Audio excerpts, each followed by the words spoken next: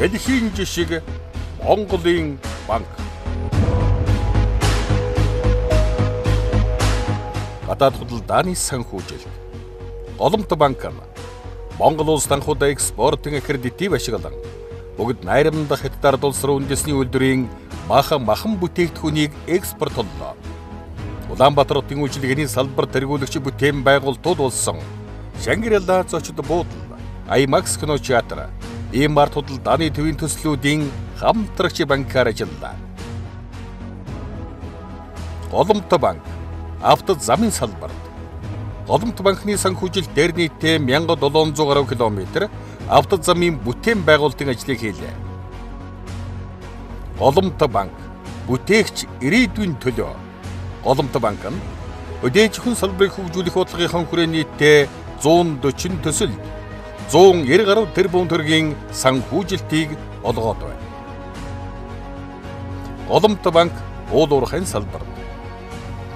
Голомт банк нь нийт экспортлсон төмрийн хөдрийн баяжмал, жонш, нүүрсний экспортыг 300 гаруй тэрбум төгрөгөөр санхүүжүүлж, мөн Монгол банкнаас хэрэгжүүлсэн алт хөтөлбөрийн цорын ганц арилжааны банк.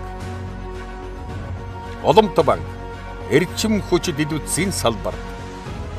Улааны цэцлэгай станц дөрөв шинэ нис хонгосны буудлын төслүүдийн туслан гүйцэтгэгч компаниуд оюу толгойн далдуурхай цогц сумын салхин цэцлэгай станц зэрэг бүтээн байгуулалт нийтдээ 27 тэрбум төгрөгийн зээл баталгаа олголоо.